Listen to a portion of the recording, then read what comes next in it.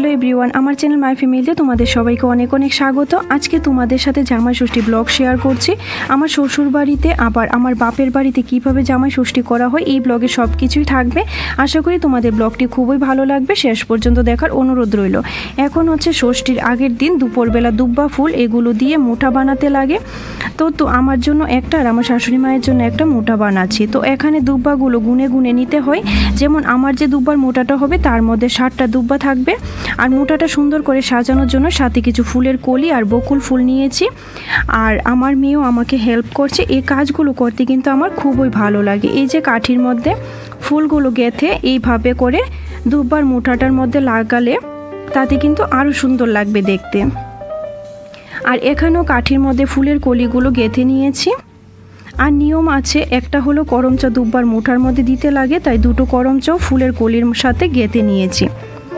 আর যে ফুলগুলো কালকে ফুটবে ওইগুলো উপরে গেঁথেছি, তাতে দেখতে সুন্দর লাগবে।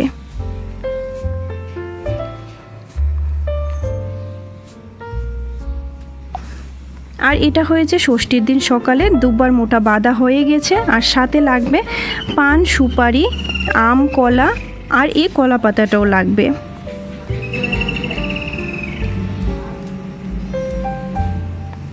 তো এখন ষষ্ঠীর দিন সকালে আমাদের নিয়ম হয়েছে যে কোনো ফুল গাছ বা হলুদ গাছকে পূজা করতে লাগে। তো এখন আমার শাশুড়ি মা পূজা করছে আর আমি দেখছি, আমিও পূজা করব।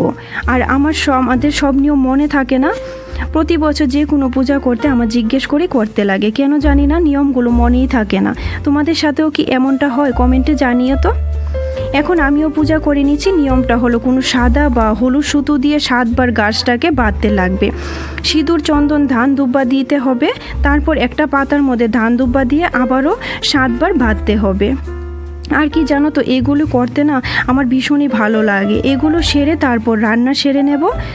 শ্বশুরবাড়িতেও জামাই আসবে, তার জন্য কি কি রান্না করেছি চলো তোমাদের দেখাই। মসুর ডাল, কাতলা মাছ আর চাল দিয়ে ঘন্ট করেছি। আর কাতলা মাছের কালিয়া করেছি, দই চিকেন করেছি, নারকেল পোস্ত দিয়ে আমের টক করেছি, আর ডিমের অমলেট বানাচ্ছি আর কুমড়ি বানাচ্ছি। শেষ পাতে রয়েছে 2 রকম মিষ্টি আর দই। আর বেশি কিছু রান্না করতে পারিনি, কারণ সকাল থেকেই কারেন্ট ছিল না আর প্রচণ্ড গরম ছিল ওই দিন। এখন সব সেরে নিয়ে চলে যাব স্নান করতে। আর যাওয়ার সময় কলা পাতা দুব্বার মুঠার বাটিটা সাথে করে নিয়ে যেতে হবে। স্নান সেরে জল নিয়ে আসতে হবে, তারপর পুজো হবে। আর এই জলটাকে বলে ষাটের জল। তো এখন স্নান সেরে চলে আসলাম, পুজো হয়ে গেছে। আর বাপের বাড়িতে আগে পুজো শেষ হলে মা বসে ষষ্ঠীর পুজোর গল্প শোনাতো। পাশের বাড়ির সবাইও আসতো, সবাই মিলে বসে গল্প শুনতাম, খুব ভালো লাগতো। এখানে আমার মেয়েও ভাগ্নিও রেডি হয়ে এসছে। এখন পূজার পরে সবাইকে কলাপাতায় প্রসাদ দেওয়া হয়েছে। কলাপাতায় কোনো কিছু খাওয়ার মজাটাই কিন্তু আলাদা।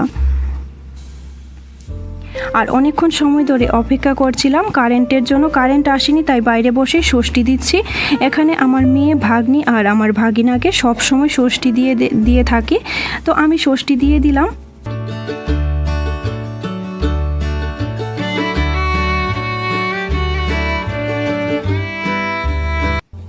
আর এখন আমার শাশুড়ি মাও তার 2 জামাইকে ষষ্ঠী দিচ্ছে। তারপর আমরাও ষষ্ঠী নিয়ে নেব। তারপর সব কিছু সেরে এখন রেডি হয়ে চলে যাব বাপের বাড়িতে। আর বাপের বাড়িতে আমার বাবা নেই, 2 বছর হলো। মা আছে আর আমার একজন মাসি থাকে। আর আমার ভাই আর বোন কেউই নেই। তো বাবা নেই বলে মা যতটুকু পারে একা হাতে সবটাই করে। কিন্তু কি জানো তো, এই দিনটায় বাবার কথা খুবই মনে পড়ে। যাই হোক, চলে আসলাম বাপের বাড়িতে। মা সব কিছু রেডি করে নিয়েছে, এখন জামাইকে ষষ্ঠী দেবে। আর এই যে আমার বাপের বাড়িতে হাতে হলুদ সুতো বাঁধে, সুতোর মধ্যে দুব্বা, বেলপাতা, ফুল দিয়ে 7 পেজ দিয়ে রাখে। আর তখন ওই গল্পটাও শোনায়। তোমাদের কার কার এই সুতো বাঁধার নিয়ম আছে কমেন্টে জানিও। আর এদিকে সবার জন্য প্রসাদও নিয়ে নিয়েছে। আর এই যে সুন্দর করে দুব্বার মোটাটা তৈরি করেছে, এই যে দেখছো পেছনেরগুলো, এগুলো ধান আর সুতো দিয়ে তৈরি করেছে। তো যাই হোক, এখন আমরা সবাই বসে গেছি ষষ্ঠী নিতে। আমরা 2 জন মাসতুতো ভাই বৌদি, কেউ মা ষষ্ঠী দেয়। তো সবাই মিলে ষষ্ঠী নিয়ে নিচ্ছি।